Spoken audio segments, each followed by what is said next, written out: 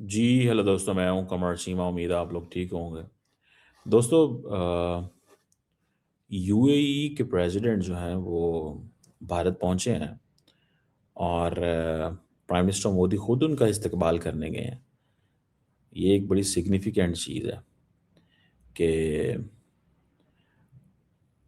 अब अगर आप ये चीज़ देखें कि खुद उनका इस्तकबाल करना, उसकी वजह शायद ये भी है कि उनको पता है कि पाकिस्तान की लीडरशिप भी इनका खुद इस्तकबाल करने जाती है वहाँ। पाकिस्तान की लीडरशिप भी खुद इस्तकबाल करने जाती है। और सुनने में ये भी आया जनाब कि बड़ा रॉयल कार्व्ड वुडन झूला, ये जिसके ऊपर मोदी साहब बैठे हुए हैं, ये देख रहे हैं, ये उनको गिफ्ट किया गया है। रॉयल कार्व्ड वुडन झूला जो है ये उनको गिफ्ट किया गया है। और ये स्पेसिफिकली ये जिसके ऊपर वो बैठे भी हुए हैं। और लग ये रहा है कि मोदी साहब ये चाहते हैं कि जो, और ख़ास तौर पे जो फिर तस्वीरें वगैरह जो हैं जो जारी की गई हैं, वो भी एक जिसे कहेंगे ना, ऐसे लगता है कि बहुत हाई लेवल की फ्रेंडशिप ये वो। अच्छा, मैं देख रहा था कि जब प्राइम मिनिस्टर मोदी जैसे हमारे वज़ीर-ए-आज़म साहब इस्तकबाल करने गए मोहम्मद बिन ज़ायद साहब, एमपी साहब का, तो क्या उसे बोलते हैं, उन्होंने लिखा माय ब्रदर, माय ब्रदर। अच्छा, वो बड़ा एक इंटरेस्टिंग चीज़ थी कि माय ब्रदर जो है ना, ये गाड़ी में बैठा हुआ है, एक तस्वीर उनकी जारी की गई है। मोदी साहब आपको पता है फिर जो है ना, वो पूरी कहानी तो पूरी एक वो बनाते हैं ना, और ये उनको पसंद भी है इस तरह की चीज़ें करना। बहरहाल, तो आज जब मोदी साहब ने अपनी की है जो उनको वेलकम किया है, तो जो ट्वीट की है उस पे उन्होंने लिखा है कि my brother went to airport to welcome my brother his highness. अच्छा, मज़े की बात बताऊँ आपको, इंटरेस्टिंग, जब अच्छा, ये भी एक इंटरेस्टिंग स्टोरी है just for your understanding. UAE वाले नहीं लिखते किसी को माय ब्रदर वगैरह। हाँ, ये आप देख लीजिएगा, यूएई वाले नहीं लिखते किसी को माय ब्रदर। मैं अभी फॉर एग्जांपल जिस तरह मैं आपको बता रहा हूँ कि मोदी साहब गए उनको लेने, ठीक है, तो इसी तरह शहबाज शरीफ भी लेने गए थे। तो जब शहबाज शरीफ उनको लेने गए तो शहबाज शरीफ ने लिखा माय ब्रदर। तो जबकि यूएई के जो प्रेसिडेंट हैं उन्होंने जब वो किया, मैसेज लिखा, तो उन्होंने कहा today I met with the prime minister of Pakistan Shehbaz Sharif in Islamabad to discuss opportunities to strengthen bilateral, जो इस तरह की ट्वीट होती है। He didn't say my brother. आज मेरे लिए बड़ी इंटरेस्टिंग ये चीज़ होगी कि जब एमबीजी साहब का मीडिया या वो लिखते हैं, तस्वीरें बनाते हैं, शेयर करेंगे, तो वो क्या लिखते हैं, माय ब्रदर लिखते हैं या लिखते हैं कि प्राइम मिनिस्टर ऑफ इंडिया लिखते हैं। इन दोनों चीज़ों की जो है ना, it has some worth value. इसकी वर्थ वैल्यू है, ठीक है। It's not, it can not be ignored, it can not be ignored.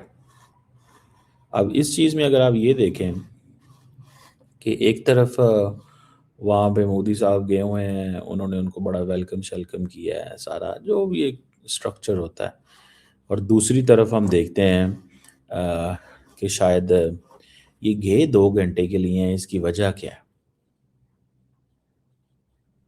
गए 2 घंटे के लिए हैं, इसकी वजह क्या है? एक सवाल तो बनता है ना कि इस 2 घंटे के लिए क्या स्पेशली, क्या नए साल की खुशियाँ मनाने के लिए जो है वो गए हुए हैं, या कि कोई स्पेसिफिक मैसेज है regarding Saudi Arabia, middle east and all that. Trade and investment की तो समझ आती है, 100 अरब डॉलर की ट्रेड एंड इन्वेस्टमेंट है, ठीक है, और करने जा रहे हैं, ठीक है जी।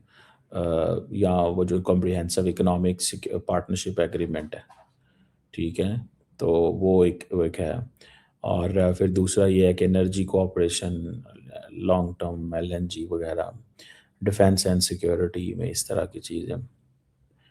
और फिर ये भी डिस्कशन हो सकती है गज़ा के हवाले से, क्योंकि बोर्ड ऑफ पीस पे जो है ना गज़ा इनिशिएटिव के आई थिंक यूएई भी है, सऊदी अरब भी है, सॉरी इंडिया भी है।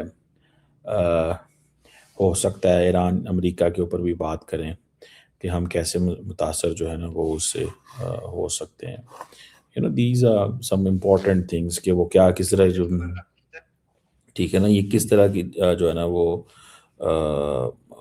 वो चीज़ें हैं जो जो नज़र आ रही हैं। बहरहाल अब देखेंगे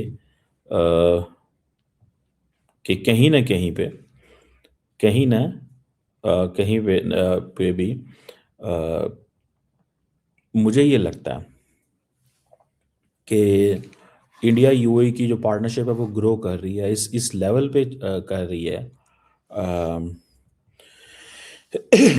कि जैसे वो कहें ना कि पूरे का पूरा जो फ्यूचर है, जिसे कहेंगे ना अ, वो इकट्ठा फ्यूचर देखना चाहते हैं। ये वो समझते हैं ये कि पूरे का पूरा जो फ्यूचर है वो यूएई सऊदी अरब की जो रिलेशंस हैं, ठीक है। अब जो कुछ यमन में हुआ है, क्या यूएई ये डिस्कस नहीं करेगा? एक सवाल बनता है ना, ठीक है ना जी। या क्या वो नहीं करेंगे? 100% करेंगे। और हर लिहाज पे वो इस चीज़ को दे विल मेक श्योर इसको आगे कैसे लेके जाना है, क्या करना है, मतलब एक जो चीज़ होती है, ठीक है ना। तो अब तो वो एक लॉन्ग टर्म एक एक वो नज़र आता है ये सारा कुछ कि ये कैसे और क्या चलेगा। बहरहाल ये एक वजह से कहेंगे हम एक अप्रोच तो है ना, लेकिन मुझे ज़ाती तौर पे ये लगता है कि ये सारा कुछ जो भी है अ, कहीं न कहीं पे दोनों मुल्कों की जो लीडरशिप है, वो एक ही फ्यूचरिस्टिक थॉट रखते हैं और पूरे के पूरे रीजन को एक ही अंदाज से देखना चाहते हैं।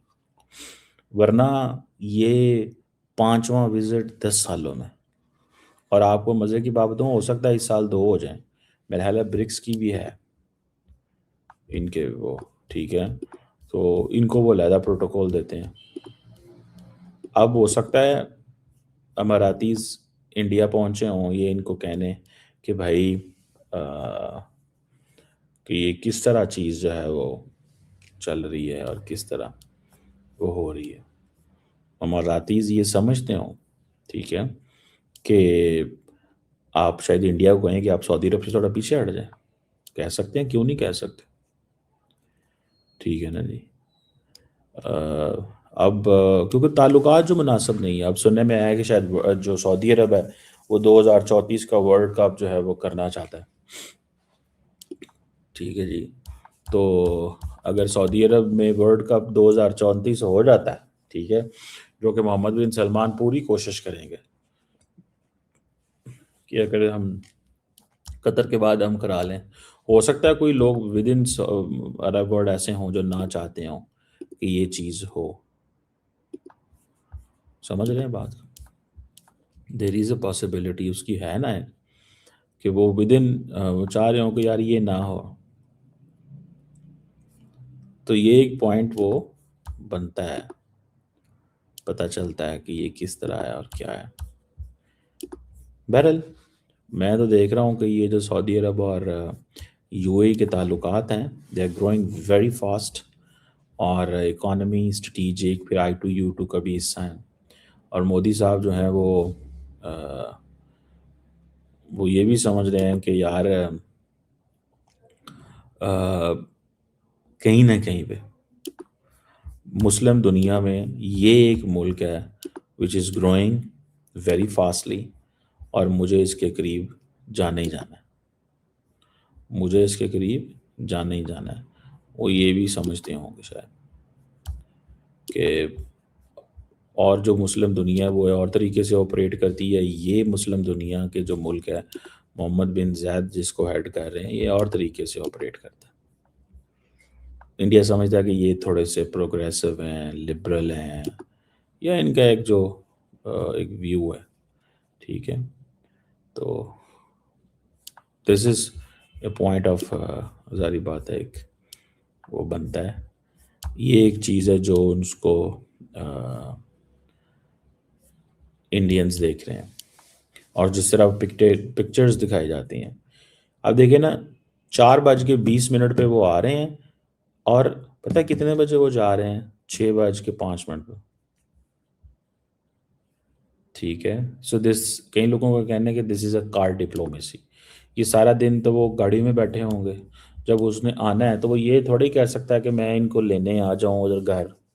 अच्छा, वैसे मैं सच्ची बात बताऊं आपको, अगर दो हेड ऑफ स्टेट्स जो हैं, वो अगर 2 घंटे इकट्ठे रह लें तो बड़ी डिस्कशन हो जाएगी। 10 मिनट और लेट हो जाएंगे, 8:15 चले जाएंगे, चाय पे लेंगे, खाना शाना तो खाएंगे कि नहीं खाएंगे, अर्ली लंच डिनर कर देंगे उनके लिए। ठीक है। सो ये क्या कार में डिस्कशन होनी है? ठीक है ना जी। इस वक्त देखें, पूरी मिडल ईस्ट में एक चीज़ समझी जाती है कि जो सबसे जो करीबी इंडिया का ताल्लुक है ना, वो यूएई है। और इंडियंस जो है ना, बिल्कुल अमेरिकन लाइन पे चल रहे थे, कि वो समझते थे कि एक ही मुल्क है इस वक्त जो हमारे करीब है। अमेरिकन ये समझते हैं, ठीक है ना जी, एक ही मुल्क है, एक ही मुल्क है, ठीक है, जो हमारे उस करीब है, ठीक है। अ, और वो समझते हैं कि इंडिया और यूएई की एक पार्टनरशिप है। तो ये एक एक वो नज़र आता है।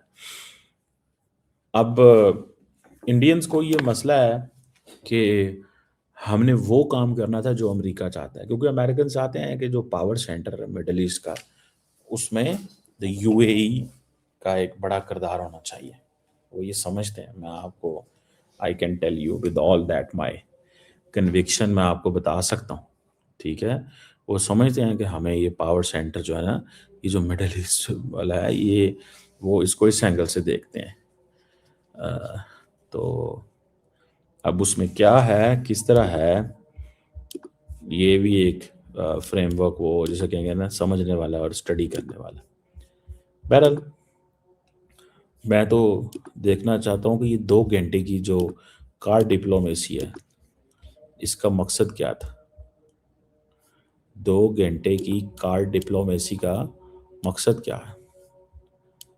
और 2 घंटे में आप देखिए कितनी को डिस्कशन हो जाएगी। मेरे ख्याल में लीडर्स के लिए तो बहुत होती है, अगर कोई बीच में इंटरवीन ना करने वाला हो। लेकिन टॉपिक फिर वही आ जाते हैं, या तो ये प्योरली ये जो झूला गिफ्ट किया गया, या तो ये प्योरली इस सेंस में किया गया, है कि मैं नए साल की मुबारक दे के आऊँ। और ये मैं आपको बताऊं, पॉसिबिलिटी है उसकी।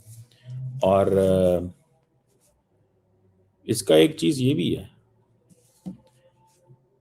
कि यूएई ये भी समझता होगा कि हमने जो पाकिस्तान का दौरा किया, कि इंडियंस तो नहीं उससे नाराज़ हो गए।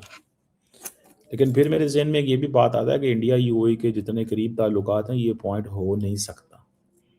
This point should not be there. मेरा नहीं ख्याल ये पॉइंट जो है हो सकता है, या ये पॉइंट की कोई उस तरह की वैल्यू बनती है, क्योंकि इंडिया और यूएई के ताल्लुकात बड़े करीबी हैं और बड़े मुनासिब ताल्लुकात इतने से। और वैसे भी जो लड़ाई असल होती है, जो पॉइंट वो होता है ये कि वो कहाँ पे खड़े हुए हैं, दराड़ किन चीज़ों पे पड़ती है। फॉर एग्जांपल, अगर यूएई लंबा चौड़ा कश्मीर के ऊपर पाकिस्तान की सपोर्ट नहीं करता, तो मतलब इंडियंस को कोई वो इससे प्रॉब्लम नहीं है कि वो क्या आते हैं। वो तो कहते हैं जो हमारे मुतल्लिका चीज़ें हैं ना, उनको कुछ ना कहें। वो कहते हैं हमारे मुतल्लिका जो चीज़ें हैं ना, उनको कुछ ना कहें। उनका तो ये एक ही मौक़िफ़ होता है, और तो उनका कोई इसमें मौक़िफ़ नहीं होता। इससे ज़्यादा तो मुझे वो नहीं कोई चीज़ नज़र आ रही। अब देखेंगे कि इससे मज़ीद, दरअसल द मोर इट अनफोल्ड्स, मेरे ख़्याल से द मोर यूएई कि मिडल ईस्ट में जो ताल्लुकात हैं सऊदी अरब के साथ थोड़े आगे पीछे होते हैं, तो they will keep going for their friends, because at the moment Saudis ने तो भी बहुत सारा पैसा अमेरिकन्स के ऊपर भी लगा दिया, और वो इसीलिए लगाया कि वो समझते हैं कि they play a decisive role. But I think the Americans have विंग to the Emiratis as well, कि बस ठीक है, आप जो कर रहे हैं सही कर रहे हैं और अच्छा है, चलाते रहें, we are with you. So it's a ये जियोपॉलिटिक्स बड़ी इंटरेस्टिंग चीज़ है।